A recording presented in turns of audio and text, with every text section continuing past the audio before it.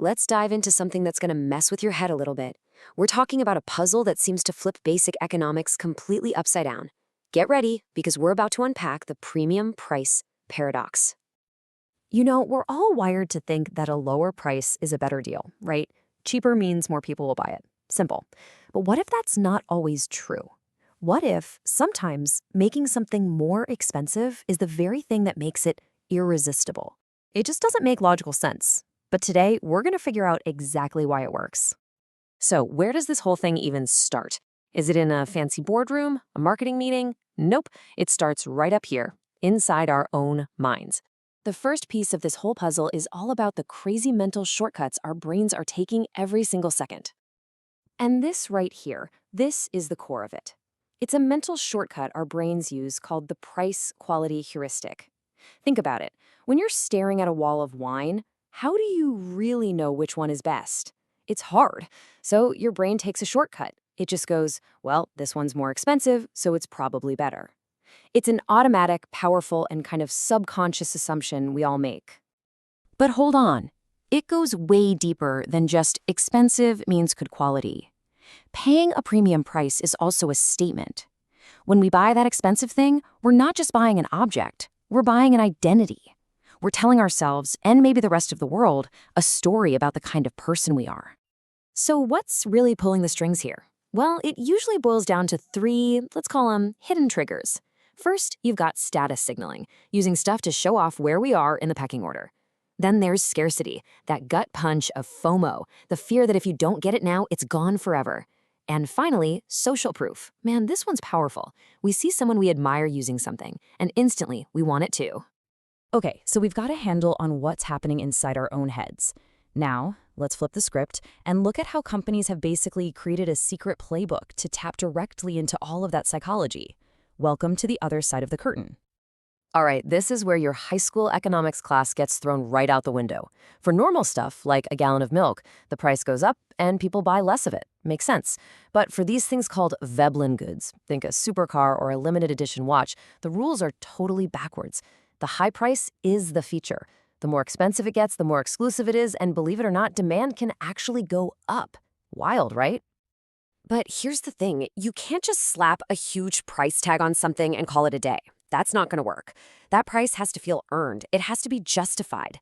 And that justification, it comes from the story. A story about incredible craftsmanship, about heritage, about groundbreaking research. The story is what elevates a product from just being expensive to feeling truly premium. But even with a great story, our brains are still looking for a good deal, right? So how on earth do they nudge us to actually choose the more expensive thing and feel good about it? Well, they use a clever bit of psychological jujitsu. It's called the decoy effect, and honestly, it's brilliant. Let me break it down for you.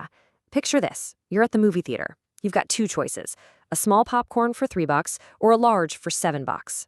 A lot of people will just go for the small. But now, what if they add a third option, a medium popcorn for $6.50? And that is a genius of it. All of a sudden, no one in their right mind is buying the medium. Why would you? For just 50 cents more, you can get the large. The decoy's only job was to make that premium option, the large popcorn, look like an absolute steal in comparison. It totally reframes how you see the value, and it makes the choice they want you to make feel like the smartest one. But here's where we need to add a little bit of a warning label. This whole premium pricing thing, it's like walking a tightrope.